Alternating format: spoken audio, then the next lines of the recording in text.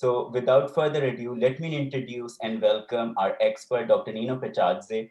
She's Associate Director of Center on Commercial Determinants of Health at George Washington University for some opening remarks. Thank you so much, Van, and welcome everyone. It is my great pleasure to be here and welcome all of you to this really amazing webinar. As Imran mentioned, we're celebrating the 6th UN Road Safety Week this week, and the main theme is speeding for this year's Streets for Life. Every 24 seconds, one person dies in road traffic crash on global roads. You would all agree that this is an unacceptable burden.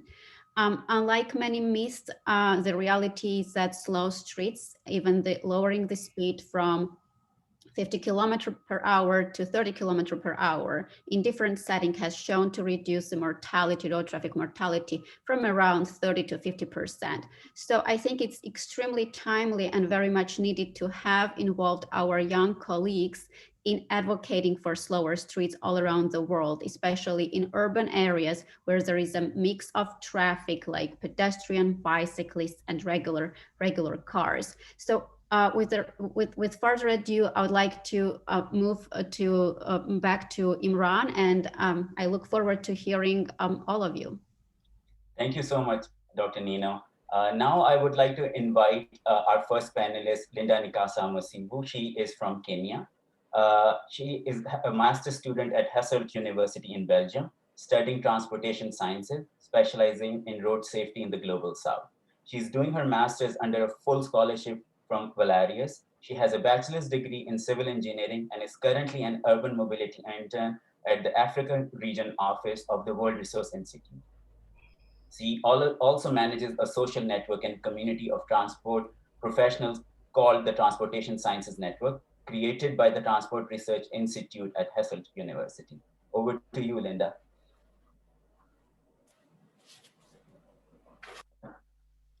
Hi everyone, thank you. Let me share my screen.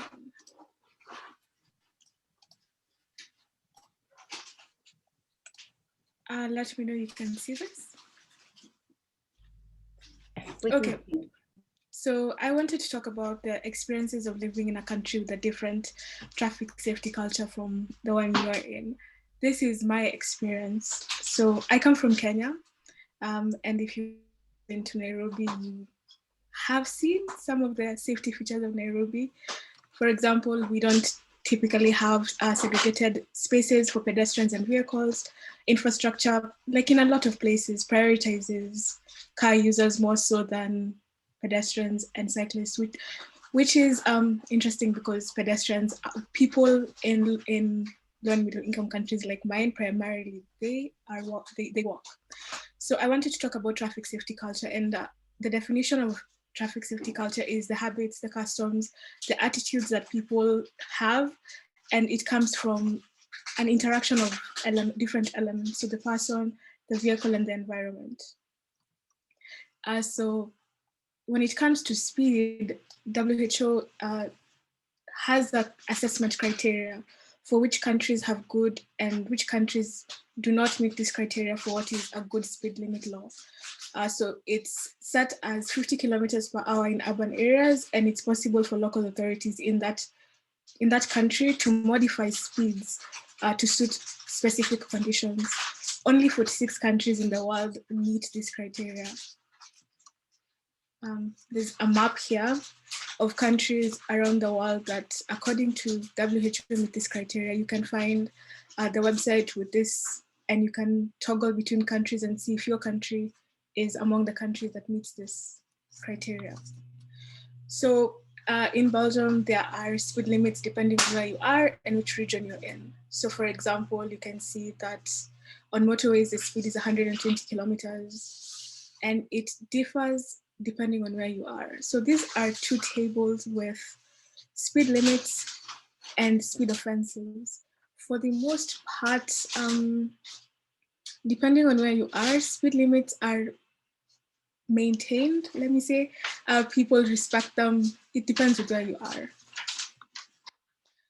So my experience with a different traffic safety culture is I'm in a country that cycles, and I come from a country where that's not part of our traffic culture. Here, my experience has been that pedestrians and cyclist facilities, for the most part, are segregated, but I have still been hesitant to cycle in places where you have mixed traffic use. For example, places where you have cyclists and pedestrians occupying the same space as motorists. It doesn't happen a lot, and speed in these areas is low, but there's still that feeling of you have not grown up around this experience. So another thing is public transport is operated very differently. For one thing, it's scheduled, it only operates within specified times, and in Nairobi, you can get a matatu at 3 a.m. That's not the same. Another thing is, because of how structured and organized the public transport system is, you have to plan for trips, even to go to the grocery store. And that's very different from my experience. So I just wanted to add that we put together a project to help other international students who come to this university to understand the traffic safety culture here, to understand the road safety rules and regulations. And that project is being supported by yours, the Global Youth Coalition for Road Safety, and a lot of other partners. Thank you for listening to my presentation. You can find out more about the Transportation Sciences Network and my university on the website. Thank you. Thank you. Thank you so much, Linda. If you could please just, yes, thank you. Thank you. So our next presenter is James Brown. He is from United Kingdom. James is a law student and a strong believer in civic engagement and public consultation in public policy matters. He leads the Manchester chapter of Vision Zero to push forward road safety initiatives and practices. The leading cause of death amongst young people in road traffic injuries, and James recognizes the importance of mobilizing young people to make sure this alarming statistic is something of the past. In the future, James wishes to contribute his study of law and policy, specifically pursuing legal research on human rights. He believes that road safety is pertinent to human rights and that engaging young people is a key to fulfilling a safer environment on our roads today and in the future. So, James, I would request you to share your slides. Yep, thank you very much. Okay. So in my presentation, I'm going to be talking about the impact of speeding on youth in higher income countries. So I'm from the UK myself. Obviously, it's a high income country. So we have a fairly safe road safety record, but obviously speeding is still a huge issue, which needs to be tackled. So speed regulations in the UK, generally vehicle speed is well regulated. There are very few unrestricted roads, and where these do exist, usually in rural areas where there are no pedestrians. But generally, the default speed limit remains at 30 miles an hour, which is 50 kilometers per hour. And this remains largely in effect around many residential areas. And the reasoning behind this, when these speed limits were set, was really because they were planning on seeing a pedestrian emerge in the distance, and that you'd have time to stop your vehicle if you were going 30 miles per hour. But as is the focus of this Road Safety Week and the Love 30 campaign, if you get hit by a car and they don't have time to brake going 30 miles per hour, your chance of death is between 25 to 50%, depending on your age. So if you were to be hit by a car going 20 miles per hour or 30 kilometers per hour, the risk of death is actually reduced to below 5%. And there are many campaigns in the UK that recognise this statistic and the benefits behind 20 miles per hour. The most prolific being 20 is 20, and it's a campaign run by Rod King. And really, they believe in the Stockholm Declaration and the tenet that where cars and people mix, it should be 30 kilometers per hour or 20 miles per hour. So younger adults in the UK are generally likely to speed, in my opinion. And there may be a few reasons for this, which I'll go through. But firstly, I think roads are generally safer in higher income countries.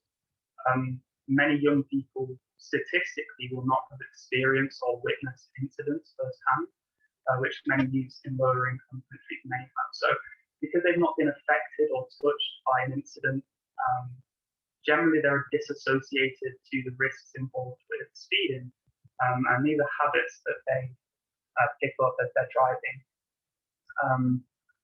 Just another point is peer pressure is quite a big thing, especially in high income countries where people have disposable cash. And younger people are actually finding themselves able to afford flashy cars like Audis or BMWs, and using financing options where you pay in monthly installments. And obviously, people are beginning to compete to have the best car, or they're showing off with their friends. And obviously, if you've got a really nice car, you're going to be showing off how quickly it can drive. And just another point worth mentioning is that in higher income countries, I'm not sure about lower income countries here, but insurance procedures don't tend to be too onerous. So generally, they're not acting as a deterrent in the way that they should do. You're going to have maybe an increased premium, but punishment for your insurance policy is quite unlikely beyond money.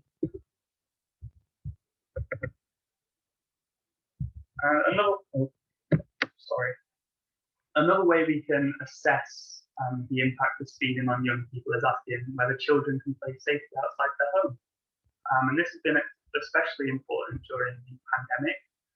In the UK, we had restrictions to a point where we weren't even allowed to go to a local park. Children were no longer going to school, they were being homeschooled, they were isolated, and just being able to play outside for a few hours a day would be crucial to their development, especially in these difficult times.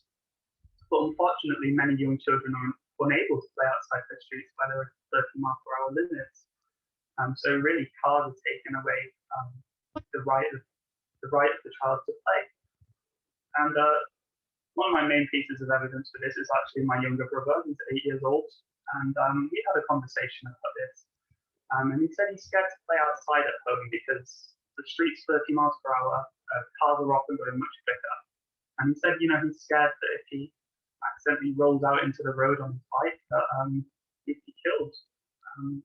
And just in contrast, at his grandparents' house, which is a 20-mile-per-hour road, he's completely comfortable playing outside, just like the pictures that you see there. So, that says it all, really, that the child is perceiving the threat of the car. And another point is that government research has actually shown that 20-mile-per-hour zones reduce the incidence of traffic collisions by 60%, and actually collisions involving children by 67%, which means that actually the child is more at risk of being hit by a car. And by implementing 20-mile-per-hour zones, you're actually giving much more of a benefit to a child. The school run in the UK is probably one of the most dangerous times on our road. It's notoriously congested, and it's where parents are dropping their children off to school or picking them up. And obviously, there's a lot of cars and a lot of children in the same space. Pavements are often filled with people parking illegally. Children are having to weave in between cars to try and cross the road, which cars are often speeding down because there's no crossings or traffic lights, at least not at my brother's school. And it's just a recipe for disaster, really. And as a result, many parents, even if they live close by, would never actually trust that their child could make it to school safely. And it's like a game of Frogger, really. They're just trying to cross through obstacles just to get their place of education. So something really needs to change. And obviously, parents not wanting their children to walk to school or take them in the car on the way to work. And it just kind of adds to the congestion and danger.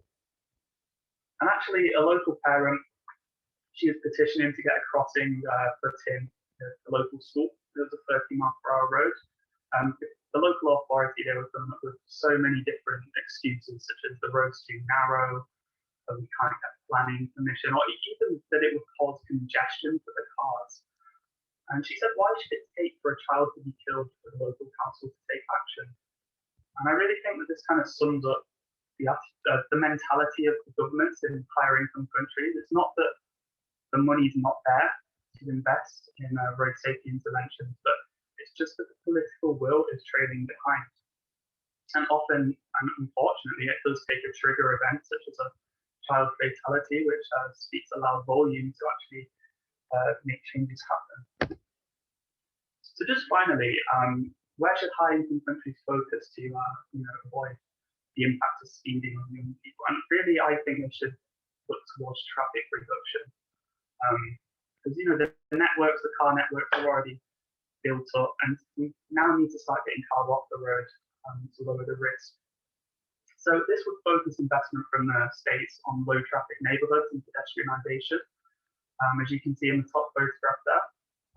While active travel networks, such as extensive and safe cycle lanes, the picture there is in Copenhagen, very similar in Amsterdam and many other Scandinavian countries. And that basically these cities feel like they're built for the person and not for the car. And also to avoid or to reduce traffic, we need to have integrated, green and reliable public transport. And in a high-income country, there should really be no problem subsidizing it, so it should be very cheap. In fact, in Luxembourg, it's actually free to use public transport around the whole country, and this is just going to get people off the roads and into public transport, and it's going to help with costs of emissions, road traffic injuries. It's going to reduce all those. And obviously, in places where cars do remain on buses, 20 miles per hour should be the default limit, especially in areas where they're residential and cars and people mix, such as town centres. And just to tackle the school run, there really needs to be infrastructure poured into school streets to keep children protected from speeding vehicles and prevent congestion, whether this is barricading up the pavements to stop cars pulling up and reducing visibility for children, and obviously installing crossings. It just needs to be a safe place for children to be. So that's the end of my presentation. And if you have time, you can check out my organisation there. Awesome. Thank you very much. Thank you. Thank you so much, James, for this lovely presentation. So we're going to move forward to our next presenter. She is Sofia Aguirre Moreno. She is from Argentina. Sofia is MINU's Road Safety Education Coordinator. She has been part of MINU for the last 8 years, where she discovered her interest in road safety. She has a degree in film direction and finished her studies in cultural affairs and cultural industries administration. Currently working as an audiovisual specialist for the National Judiciary and as a volunteer firefighter. She's bringing all of her passion together into MINU's road safety projects. Over to you, Sofia. Thank you very much. Let me share my screen. Hi, everyone. Good morning and good afternoon. As you can see, I work in MINU. MINU is a civil association, also from Argentina. We work with projects developed for and by young people to promote their participation as civilians. One of our main areas of work is road safety education, and that's the area that brings us here. Let me tell you about our maximum speed limits. We have a limit of 40 kilometers per hour in roads and 60 in avenues. In routes, the limit is of 110, except you are driving a truck or a bus. And if you are nearby a school, the limit is 30. And there are a lot of different circumstances that give us this broad range of maximum speed limits. This is established by a national law, but we also have different speed limits in certain places, in certain roads, because we have different landscapes. As you can see, we have this, but also this is the second broader avenue in the world. So we can't have the same speed limits in every road, of course. We have this, or this is my city. So some issues we detect regarding youth and speed are, in the first place, the increasing numbers of bikes going around, especially during the pandemic. People found the bike, found in the bike an alternative to public transportation, a safer way, but we still have many cities in which bikes coexist in avenues of 60 kilometers per hour and don't have a separate lane. There are no bikeways. So we, from MINU, we focus a lot of our efforts in demanding better infrastructure for bikes. We will be releasing on Thursday an open letter we wrote among other NGOs from Latin America, demanding Latin American politicians to focus their attention also in getting a better infrastructure, especially for bikes. Another issue we found is the increasing number of ride-hailing apps and especially food delivery apps that demand the riders to hurry up and to rush to get a better income per hour, but the companies that develop these apps don't take any responsibility for the risks these workers are taking. So that's something that's being very discussed here in Argentina, and most of the riders are young people. And the other issue, it's street racing. It's been a problem for many years in Argentina. We find that we know that adrenaline is addictive and it can and must be treated. People must be educated to know the dangers that it represents.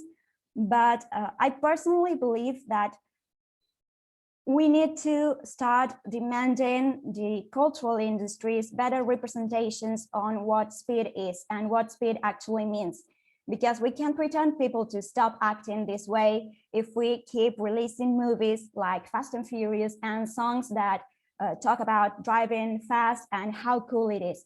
So even when these movies show many times car crashes and they show people getting injured or even dying, that's not what people remember from the movie. The trailers and the poster are based in the scenes that represent speed as something cool. And that's the message the movie finally delivers. So that's a personal observation. I believe we must start focusing and demanding our artists and their industries some better representation, some more realistic representation on what actually speed means.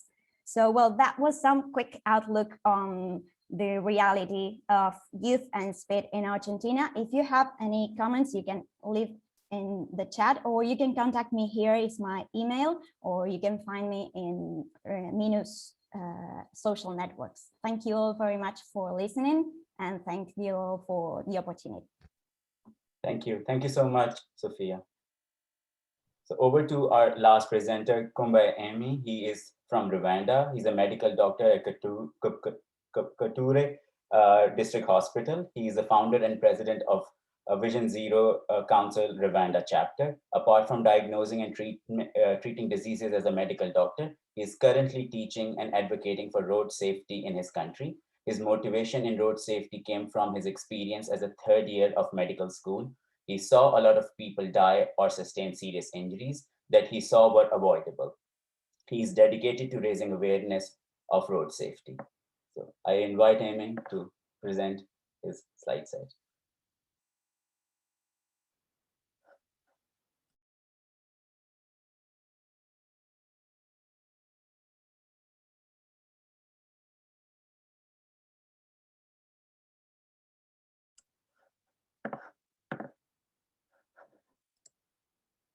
Amie, you wanna unmute yourself, please? Okay. So thank you so much for having me. My name is Nkumbuye Amie, as they said, and I'm going to talk about youth and speed reality from around the world. So in this presentation, I'm going to talk about two main points. I will start by two stories of road crashes due to high speed for the driver, And again, I will also show the regulation in my country about the speed. Let me start with the key factors. According to WHO, in Global Status Report 2018, they say that over 135 million people died due to road crashes. And the sad news is that road crashes is the greatest killer of young kids between 15 to 29. So, and speed is estimated to be a main contributing factor, as it causes around 50% of all road crashes are due to high speed in low and income country. So normally researchers believe that if you increase a speed about 1 kilometer per hour, you increase the risk of crash about 3%. 3% is a big number, as you see. So let me show you this graph. Maybe it will alert everyone who is attending these sessions. This, from the right side, show the probability of death if you increase the speed. And also for the bottom of this graph, it shows where if you increase the speed of at around 20, you have at almost zero risk of being deaf due to road crashes.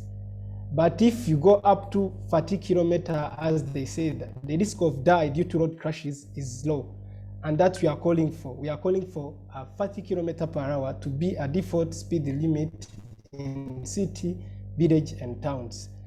But if you go at around 80%, the risk of die is almost 100%.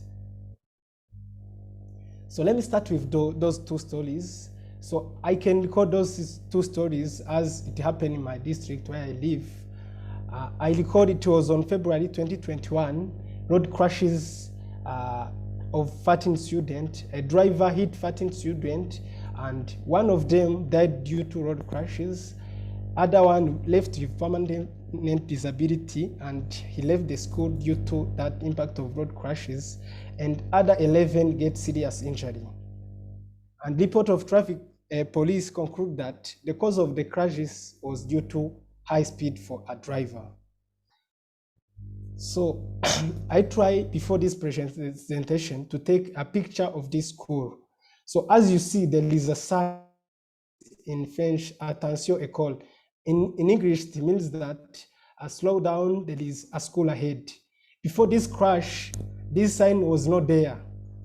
So probably that also, we can consider it as main contributing factor for these road crashes.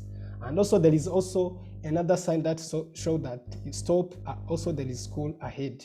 But this sign was put there after these crashes. Imagine if we have like a sense of putting this sign, probably that road crashes will not happen, wouldn't happen. So the second story is a student. Also, as a medical doctor, I was the one who confirmed the death of this little angel. He was 11 years old of age. While he was rushing, going home for lunch, immediately hit by our ambulance at the hospital. And then that little angel of 11 years old died due to high speed for the ambulance. So I was the one who confirmed the death of this little angel. So let me talk about the speed regulation in my country. Normally, in my country, we have what we call speed governor. It will meet the speed of public transport, but also in private transport, there is no speed governor. But if you go to the speed of at around less than 80 kilometers per hour, they charge you $25. If you go beyond 80 kilometers per hour, they charge you above at around $50. So, but because sometimes the driver goes beyond 80 kilometers per hour, as we don't have cameras on the street, so normally they usually do it at the end of the day. Most they cause road crashes. So I want also to talk a bit, according to my story, the impact of speed to the youth. So if there is road crashes caused by speed, most of the people involved in, most of the victims got injury, others left them with disabilities. And also it caused also death, as many young people in their reproductive age. And also the main issue is the after crash, what will happen to the family of the victims. So they have post-traumatic stress disorders, anxiety and depressions. So to conclude this presentation, I would like to talk a bit a free project that I can bring in my country that can give road safety for all road users. The first one is to put speed governance, because the report of Rwanda National Police in Traffic Department said that after bringing the speed in public transport, road crashes decrease by 10%. And also private car can also cause road crashes. I can also advocate to Rwanda National Police in Traffic Department to put also speed governor in private cars. The second one is to put speed cameras around the streets, especially in the cities, as most crashes happen in urban area. The third one is to advocate, as we have started for low speed, 30 km/h to be a default speed limit. So let me give you an example. Recently, with my NGO, we wrote an article advocating for 30 km/h to be a speed limit, and we shared to the local newspapers. And also yours shared the article on their official website and Global Youth. As a result, Rwanda National Police consider advocacy and they put these signs of 30 km around that schools. So before our advocacy, there was no that signs. As a result, if we keep increasing advocating for road safety to decision makers, to stakeholders, we can see definitely decrease in number of road crashes among young people. Again, we still have a lot of things to do. This is also another article that I have wrote advocating also for new constructed road. Ahead of this plate of 50 km/h, there is 2 schools in 100 meters, if I can say, but there is still 50 km/h. And again, if you go the second slide, 50 km/h can cause above 20% of road crashes. So advocacy is still going on. I still have a lot of to do as a young people. We are the one who can take the lead to advocate for our decision. So much. Stay safe and healthy. This was my presentation. Thank you. Thank you so much for this lovely presentation and giving a context of Rwanda. I want to ask my colleague Heather Rosen to take over the question and answer session. I would encourage all the participants to post questions in the chat box so that we can, address them. Thank you. Thank you, Imran, and thank you, speakers, for some stimulating presentations. We're going to take some questions now. Please go ahead and type your questions into the chat if you have questions for our panelists. Our first question is, when we talk about road crashes, is the word accident the right word that we should use to describe these? Why or why not, do you think? I'm going to start with Linda. What do you think about this question? Please unmute yourself. Thank you. I use crashes because accident imagines that they are not preventable.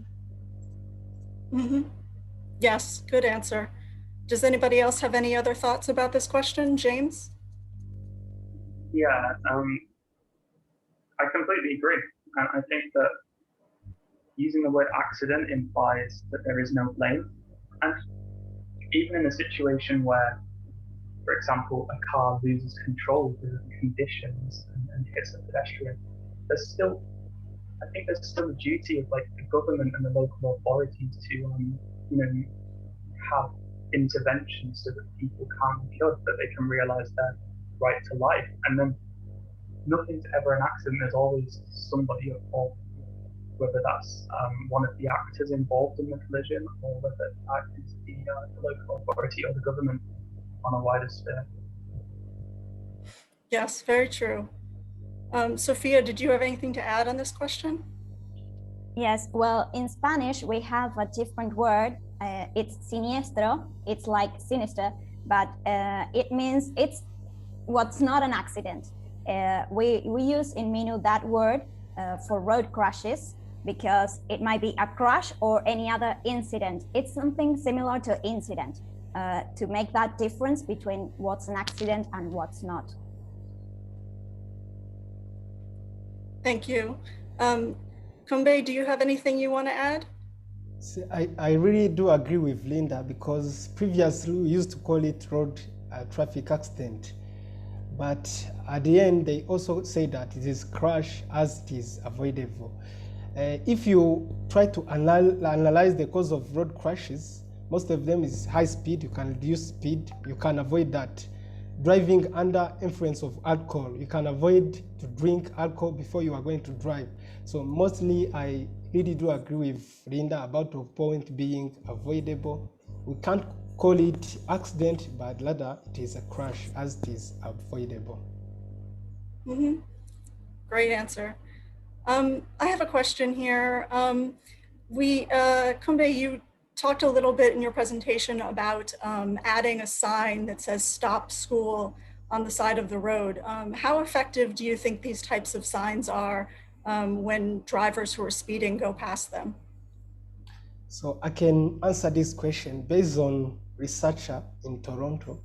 They say that if you reduce a speed of 40 km per hour to 40 km per hour, the risk of road crashes decreased by 28%. So 28%, it's a big number. Maybe you can move from people of 1.35 million people who died, and we then go below 1 million people who died. So according to this research, if you decrease 10%, 10 km per hour, there is 80% of road crashes that are being decreased. So basically, I can answer this question according to this research. And there are many research saying about the impact of reducing speed related to road crashes. Thank you. That's very interesting research. Thank you for sharing that. I have a question for the panelists. What is the one thing that each of you would like to do in your country to promote road safety? Linda, maybe we'll start with you. I would like for people to understand road safety better. I think the way I grew up, the way my family has always understood road crashes more colloquially is that when you're about to start a journey, you need to pray, you need to hope that you get there in one piece, because there's really nothing you can do otherwise. And also how much blame we put on road users and the belief that the road belongs to cars and not really people. So your people are treated as a nuisance, to be moved around, to be accommodated somehow so that they don't disrupt the traffic. That's what I'd like to change. Great. James, do you have anything to add? Yeah, I think that in my country anyway, one of the biggest obstacles and one thing that I'd like to see be a part of happening is that younger people are consulted more. I think in the UK, everything's so established that every branch of government is answerable to another, and they just get confused and they keep delegating road safety to each other, and oh, this isn't our jurisdiction, this is the council's jurisdiction, and the council say, oh no, it's the mayor's jurisdiction, and so on. And I feel like it all gets confused, and it needs to be simplified, and it needs to include young people, like a youth task force, or something similar, considering we are the most effective age group, and we're targeted as the most predominant victims of road traffic collisions. Thank you. Sofia, what is the one thing you would like to do in your country? Well, I would like to change the conditions to bring equality in the way women can travel Nowadays, no matter if you are a pedestrian or if you are driving a car or riding a bike or using public transportation even, we can't use it the same way for different factors. Now we are working in a project of gender equality in bikes, but I'd like to, in the future, open that to other vehicles as well. Great project. Nkumbuye, what do you think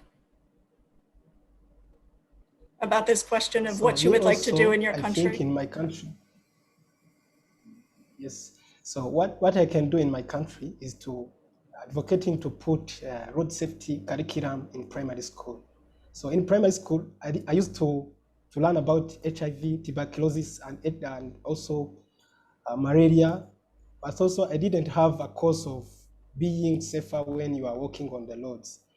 So I usually used to pray for young people to be able to open the eye and start learning for themselves about road safety.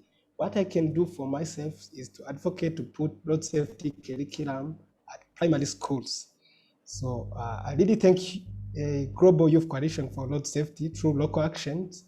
So we are implementing some kind of project of educating people in primary and secondary school about road safety. But we can't cover like the whole school in my country.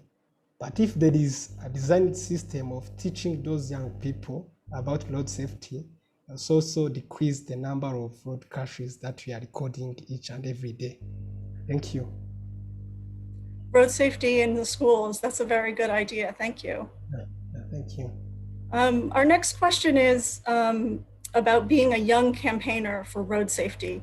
How easy is it for you to get a seat at the decision-making table and to be involved in your community? Linda, we'll start with you.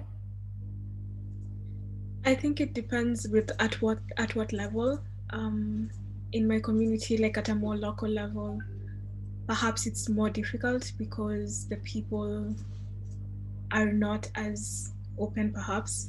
But I think I've made more progress in academic circles. I also have a similar passion to Amie of having road safety education as a part of civil engineering education, so that people who learn how to design roads, people who are going to be designing roads, need to think about that perspective. So that's part of the work that I've been working on, to have civil engineers think about road safety more. So I think I've seen more progress in academia more so than decision makers from, say, a political or government side. Mm-hmm. Very interesting. James, what about you?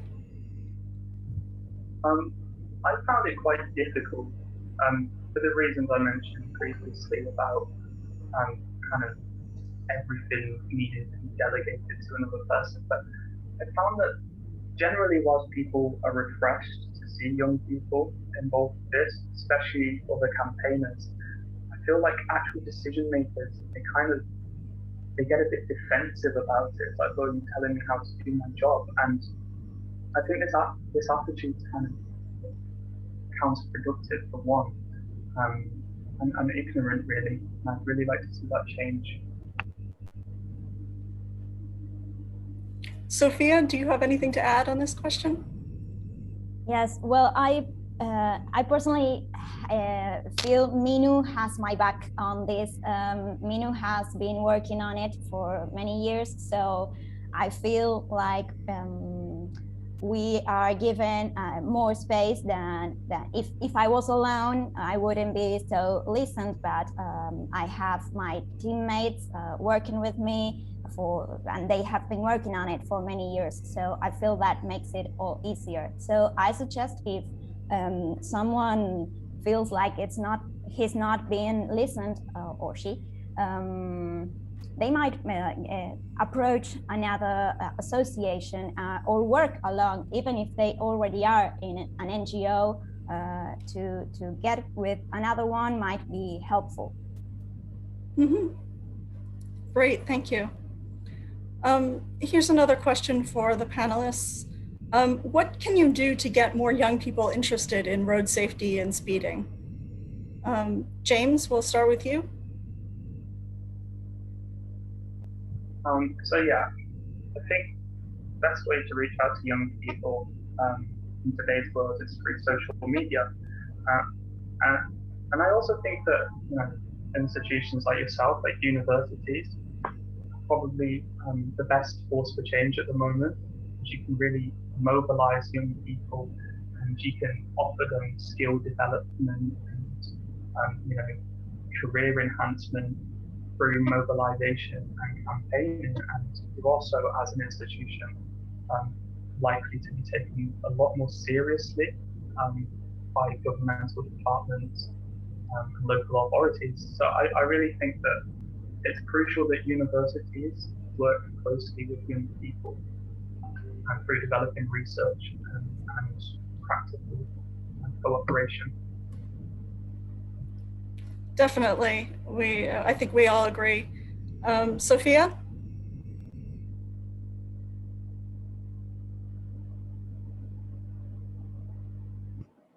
Oh, you're on mute, Sofia.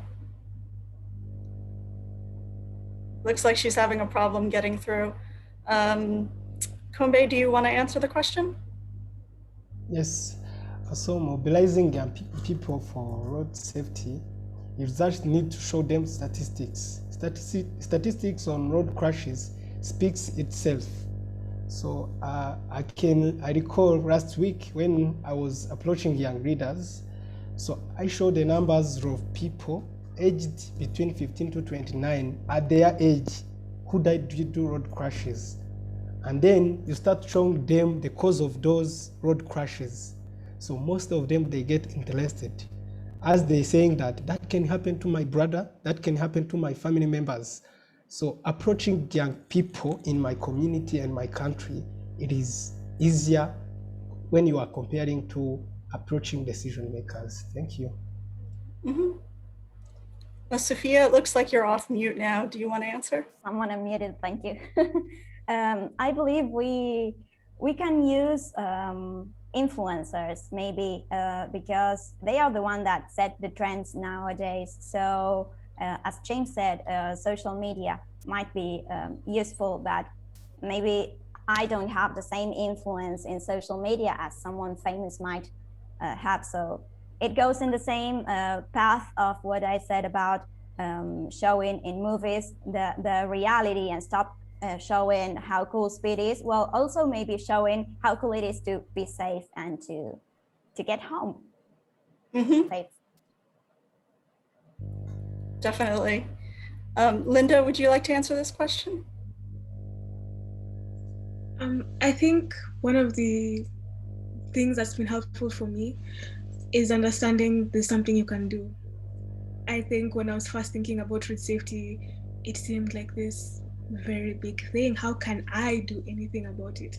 And one of the really cool things about the coalition, which I really try to let other people know, is that there's room for anyone with any background who feels affected by this topic to do something about it, and that there's support and that there's a roadmap and you have support and people who feel the same passion as you, and there's something you can do. I think empowering people with information is one of the really strong things that you can do. And tying in with what Sofia was saying, making the information not just accessible, but understandable to anyone. That's, I think, what we need to do.